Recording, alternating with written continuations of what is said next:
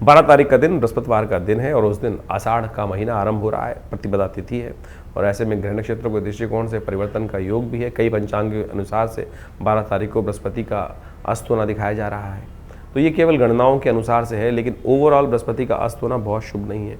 इसके लिए अलग से हमने वीडियो बनाया है, पूरी तरह से उस पर विवेचना कर कर आपके समक्ष बातें रखी हैं। उन खास उपायों को कर कर आपकी राशि के दृष्टिकोण से यदि आप उपाय कर लेंगे तो इनके नेगेटिव प्रभाव से बच सकते हैं। यदि हम 12 तारीख की हम बात कर रहे हैं तो उस दिन भरणी नक्षत्र में शुक्र का प्रवेश हो रहा है, वो कहीं ना कहीं आपके लिए अच्छा योग बना रहा है। तो ऐसे में विशेष तौर पर बृहस्पति के साथ सम्मुख होकर चंद्रमा का विराजमान हो जाना आपकी राशि के दृष्टिकोण से बहुत श्रेष्ठ है। नए विचारों को उदय होने के योग बन रहे हैं, तो ये आपके लिए कहीं ना कहीं पॉजिटिव होता दिखाई दे रहा है। अपने विचार में जो नए नए विचार आ रहे हैं उनको साइडलाइन मत कीजिएगा, उन पर थोड़ा सा ध्यान देने का प्रयास कीजिए, वो अच्छा रहेगा। थोड़ी पीली चीज़ों का दान करने का प्रयास करें, पीले रंग के तिलक को लगाने का प्रयास करें। हल्दी या खासतौर पर केसर का तिलक आपके लिए सबसे श्रेष्ठ दिखाई देता है। 13 तारीख का दिन विशेष तौर पर शुक्रवार का अवसर है और धनु राशि के संबंध में यदि हम बात करें तो उस दिन ग्रह नक्षत्रों के दृष्टिकोण से आपकी राशि में ही चंद्रमा विराजमान होकर बहुत सुंदर योग बनाते दिखाई दे रहे हैं। नया विचार आपके मनोमस्तिष्क में रहेगा, विचारों से ओतप्रोत रहते दिखाई दे रहे हैं आपके लिए, ये सबसे श्रेष्ठ है।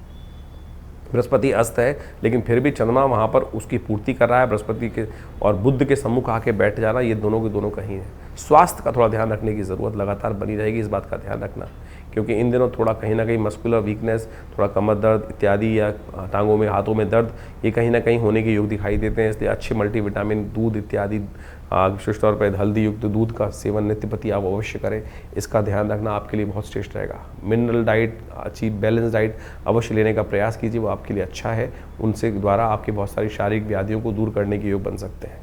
14 तारीख का दिन शनिवार का दिन है, उस दिन तृतीया तिथि विद्यमान है और साथ साथ चंद्रमा का परिवर्तन का योग बन रहा है। ग्रह नक्षत्रों के साथ साथ उस दिन गणेश चतुर्थी का योग बन रहा है। भद्रा विद्यमान है, नए कार्यों में हाथ डालने से आपको बचना चाहिए। और ये नए ग्रहों का परिवर्तन जो है वो कहीं ना कहीं कई मामलों में थोड़ा सा पॉजिटिव है आपके लिए, चिंता ना कीजिएगा। ऐसे में थोड़े से आशीर्वाद को लेकर काम करने का प्रयास करें, विनम्र होकर बड़े बूढ़ों का आशीर्वाद लेकर काम जो भी करोगे ना, उनमें सफलता प्राप्त करने के योग अद्भुत रूप से बनते दिखाई दे रहे हैं। ऐसे योग बन रहे हैं। शनिवार का दिन है, ढैया आपके ऊपर चल रही है, तो कोशिश ये करें इस दिन विशेष तौर पर हनुमान जी को प्रसन्न करने का प्रयास करें। और इस कलयुग में कहा गया है ना, और देवता चित्त न धरें, हनुमत से ही सर्व सुख करें। तो इसलिए हनुमान जी के मंदिर में जाकर अवश्य उनको चोला चढ़ाएं, उनको समक्ष एक लाल बत्ती का दिया प्रस्तुत करें और हो सके तो पीपल के पत्तों की माला हनुमान जी को अर्पित करने का प्रयास करें, श्रेष्ठ रहेगा। गणेश चतुर्थी है, गणेश जी पे सिंदूर अर्पित करना भी हनुमान जी के समान ही पवित्र और सुंदर माना जाता है, वो भी आप कर सकते हैं, वो आपके लिए श्रेष्ठ उपाय दिखाई देता है।